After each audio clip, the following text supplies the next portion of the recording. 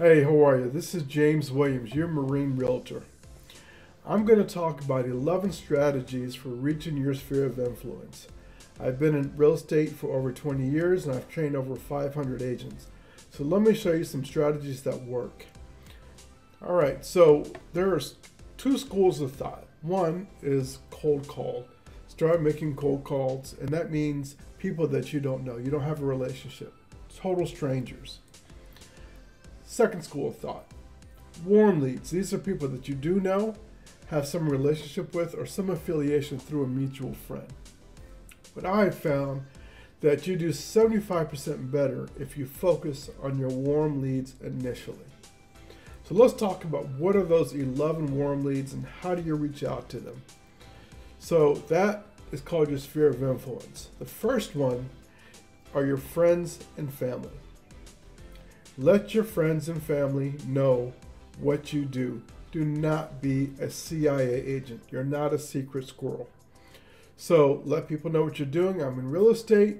Let your friends and family know. Let your colleagues know that I'm your person to help you out. They want to see you succeed. The second two kind of go together. It's your high school and your college leads.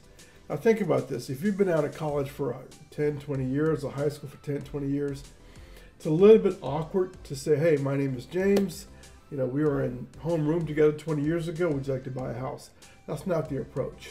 I'm going to have a whole separate video on how you sort of lead into using the Ford method.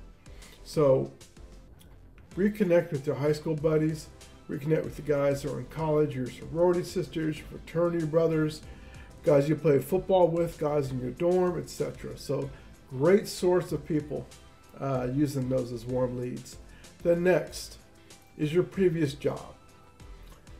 My first two real estate clients, the first was a friend from Duke University. I went to Duke University alumni meeting here in DC, stood up, said my name is James Williams. I went to Duke, class of 96, and I saw real estate. The woman sitting right in front of me said, hey, listen, I'm looking to buy a house. Give me your card. And 3 weeks later, she bought a $400,000 house. The second person was a person that worked for me overseas. I worked in 35 countries before I got into real estate. In my last job, I had an office here in DC area and also one in Paris. I got tired of traveling back and forth. I had a great person who ran my Paris office, and when she came back, she said, listen, I'm ready to buy a house. And she was my second client. So good thing was I was a good boss. Next is the gym. If you're running a 10K, training for a triathlon or whatever the case is, or just spotting somebody lifting weights, you have a great opportunity to talk. People want to do business with people that they like. This is a non-invasive type of atmosphere. You're always talking. Let them know what you do. Next, golf. I do not golf, but I do drink, so I go to Topgolf. Great opportunity. Again, you're spending 2 or 3 hours, swinging a ball and or hitting a ball, and that's a great opportunity to talk about what you do. Again, people want to do business with with folks that they like. The next is the biggest. I'm going to have a whole video on this. Social media. You've got to get on social media if you're not on it. But not as a passive user, but as an active user. What does that mean? That means posting 1 to 2 times per day. What I recommend, start off with 2 platforms, whether it's Facebook, TikTok, Instagram, whatever the case is. Find 2 that you can commit to. It doesn't have to be about business all the time. In fact, it shouldn't be. Talk about things you're doing socially with your friends, your family. Your son's graduating from high school. You had a new baby, you have a new puppy, whatever the case is, put something on social media to let people know who you are.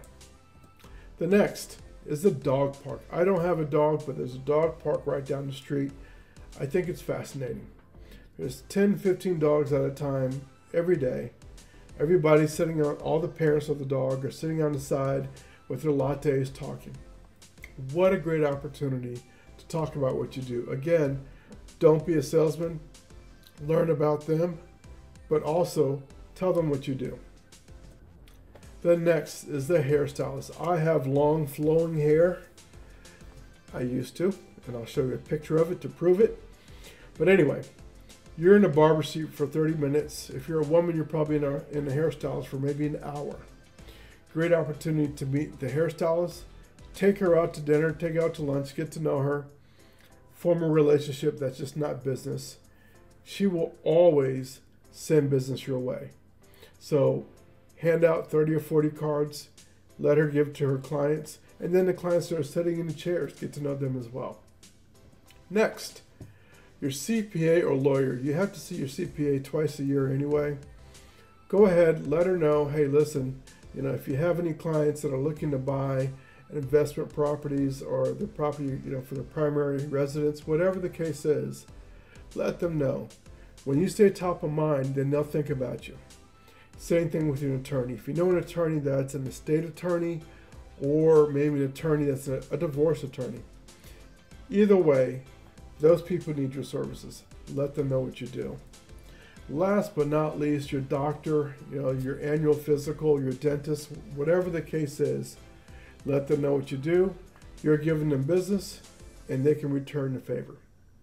So these are the 11 strategies that I use to start to form your sphere of influence. Anyway, guys, my name is James Williams. I am your Marine Corps real estate agent, and I'd love to hear from you. Semper Fi.